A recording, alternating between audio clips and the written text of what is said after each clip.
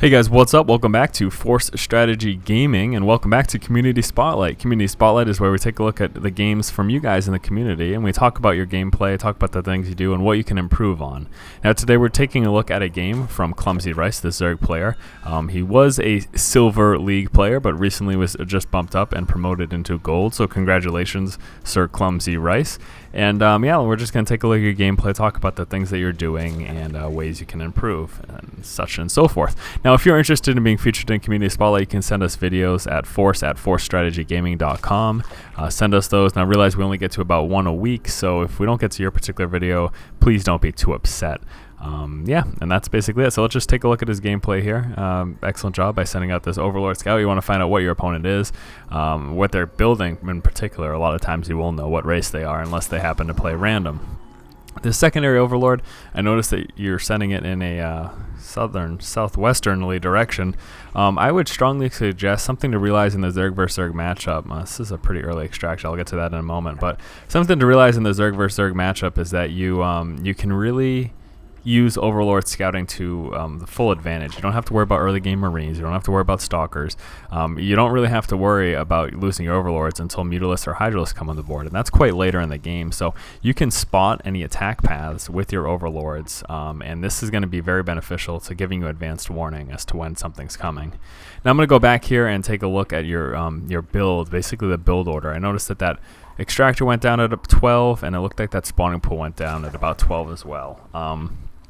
It seems a little unorthodox, and something to kind of realize and kind of to keep in the back of your head is that when we watch professional players play and we watch their specific build orders or what they start the game out going for, we have to realize that there's a reason behind the timings and the things they do. And now what you're likely to see, unless you see something like a 10 pool, if you're going to see Extractor and then Spawning Pool, that's usually coming at about 14 or 15 supply. That's when that decision is made. That's basically the timing that you'll see Extractor into Pool. So that's something you should consider thinking about as well, trying to find a solid build order, because 12 Extractor, 12 Pool is really nothing I've seen. I've maybe seen it once or twice before, but it's nothing I see on a regular basis, and that lends us to believe that it's nothing that's as reliable. It's not as reliable, and economically it's not as of good a decision as to go for like a 14 Extractor, 14 Pool. So something to consider when thinking about your build orders. So like I had mentioned, these Overlords, you can really use them to scouting advantage. The one threat, obviously, is Queens. You can't sit in his main base too long once that Spawning Pool is up, because we know that Queen's coming. But sending your Overlord down here, or maybe even to a position right here, and then maybe sending another one right here, it's going to be a good idea. It's going to give you that advanced warning. Now Queen, you started building that Queen right away, and I saw that you got that metabolic boost right away. So these are both really great things. You definitely want to get those two out as soon as possible, especially if you're going for early metabolic boost, which as Zerg you should be. Every Zerg player should really go for that unless you're going really fast roaches. But eventually you do want metabolic boost regardless. It's just so beneficial. This early spine crawler would prefer not to see that, to be perfectly honest with you. You'd be much better off starting the game out by getting 2 to 4 Zerglings and using those for forward scouting, maybe putting one Zergling right here, and maybe testing the waters or running into his base to check, but then afterwards having a second Zergling maybe camp out right here. What this is going to do, unless you use the Overlords to scout, but having these forward scoutings, grabbing the Xel'Naga Tower, that's going to let you have enough time to build spine crawlers if it's necessary. You're only really going to want this if you see an early push coming and you don't have the units to defend against it. Dropping this just because early on in the game isn't the greatest idea, because that's 100 resources you could be using elsewhere. Now we see you sitting on a lot of larvae right here. It would be you're just waiting for those roaches, which is good at that point. And then at this point, basically because you waited so long for these Zerglings to get these Zerglings out, you don't really know what your opponent's doing. So we would have liked to see these, at the very least, 2 Zerglings right away when your Spawning Pool's up. Spawning Pool comes up, you can get your metabolic boost, get your Queen, and then get 2 Zerglings out. And the purpose is to grab this tower and then to move forward and check out what's going on here. Now we did notice you saw these units coming, so you see this roach push coming. And that's quite fine, but that's all you needed. At this point, if you felt it necessary, you could have dropped a spine crawler. But if you feel like you had enough units to fight off and to fend off that attack, then this is just quite unnecessary. Essentially, the whole point is that these are 100 resources early game that you spent that you didn't need. In fact, I've watched over this replay, and you don't use it all game, so it's kind of pointless. It doesn't really serve much of a purpose. The only real threat is that early pressure, but like I said, if you make those 2 early Zerglings, then you're going to be able to see that coming. So seeing this push coming, you're going to do the right thing and move up to defend against it. Wouldn't be a bad idea to bring the queen to help as well after you spawn larva there.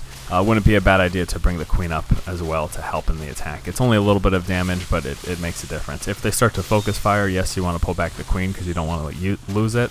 But assisting in the battle is certainly not a bad idea. So you can see here coming out with additional units, and here's that transition that you're doing. And you are going to be going for mutas in this particular game. It's not a terrible transition. In fact, in ZVZ, basically whoever gets that air advantage first has a real huge advantage in the game. But the one thing that's kind of nerve-wracking is that, you know, you got this extractor very late, and you're kind of pulling a lot of resources now. And that's obviously something you want to avoid as well. So at this point in the game, you know, you did a great job of fending off that attack. But we're going to be running into this problem here where you just don't have enough larvae to support your economy. So I think considering dropping an expansion right now, I see that you're moving out to try to do some sort of a counterattack. That's something right there you never want to do. Let me pause that. You separated your forces. And because of that, you lost half of your army. And what is going on right now? Okay, there we go. I was like, where are the Zerglings? Because you separated your forces here, you can see these Zerglings moving up. And obviously the Roaches are slower. You want to keep your army together. And even if you bring the Zerglings up ahead to scout, when you see this, you need to pull them back. Now, you lost all those Zerglings because he outnumbered you. Clearly, you know, you only had, I think, about 4 Zerglings there. Let me go back again. I don't know why I keep doing this, sorry. So you want to make sure your forces stay together, and you want to fight as a group. You don't want him to kill half your forces and then kill the other half. So moving forward, like I said, you would prefer to keep them together, but if you want to send them forward to scout, that's good. But don't send them forward to scout and then just throw them away. You see this right here? Instantaneously, you should be grabbing these Zerglings and pulling them right back to these Roaches here. That way you can fight as a whole group, because we're going to see how the outcome of this turns out. Obviously he outnumbers you there, so he kills you there. And he doesn't take a lot of losses because he outnumbered you, so you didn't have enough time to do damage.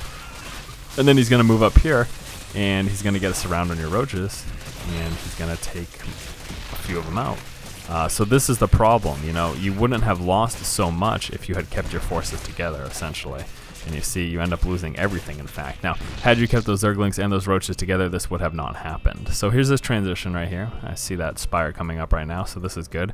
Putting down the Spine Crawlers to help defend. You're also coming out with these additional Zerglings, so you should be pretty safe, but we're still running into that same problem of you just not having enough larvae. So if you don't feel comfortable expanding, if expanding seems too dangerous to you at this point, you need some way of attaining additional larvae. So at the very least, dropping a second hatchery in your base. I mean, I think you could comfortably expand and defend it properly if you had spread your creep out and maybe put some spine crawlers right here and then just watched these destructible debris here. I think you could have easily expanded, but you can see here, look at all these pooled resources, and it's not necessarily your fault. It's just because you haven't expanded, and you just can't. It's impossible. You're not gonna. The larva production isn't high enough to keep up with these resources at this point in the game.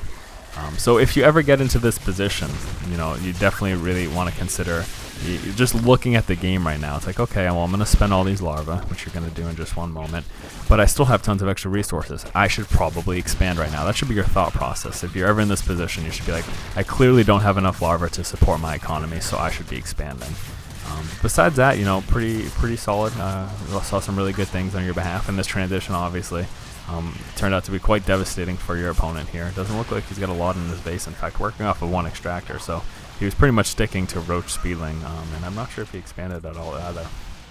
A few things, obviously, just that general scouting.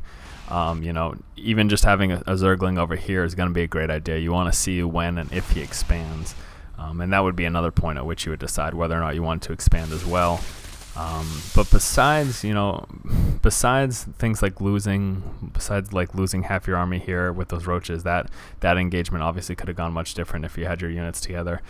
All in all, pretty good play. That Spine Crawler in the back, very unnecessary. Reconsider your opening. Maybe go, like I said, spawning pool comes up, get that queen, get that metabolic boost, and then start off with 2 to 4 Zerglings. Use them for Xel'Naga towers, use them for forward scouting. You have one Zergling here, you see a push coming. At that point, if you deem it necessary, if you don't have enough forces to fend off his attack, then get your Spine Crawler down. But just getting it haphazardly for no apparent reason, it's not the best decision there. So yeah, guys, this has been Community Spotlight, and if you guys would be interested in having your videos featured, again, you can send that to force@forcestrategygaming.com. Also, if we don't get to your videos, keep in mind that this is something we're only going to be doing about once a week just because of all the other content we have coming up. If we don't get to your videos, our lessons are structured somewhat like this, except obviously they're a lot more interactive. Basically what we do is we go through your replays and we talk about things that you can improve on, and we discuss it together, and we talk about what you can do to improve. So if we don't get to your lessons and this is the type of feedback you would like to have, you may consider signing up for our lessons. So once again, guys, this has been Force from Force Strategy Gaming. If you guys like our videos and you like what we're doing here, then please do go ahead and subscribe to our channel. Keep watching and keep owning, guys.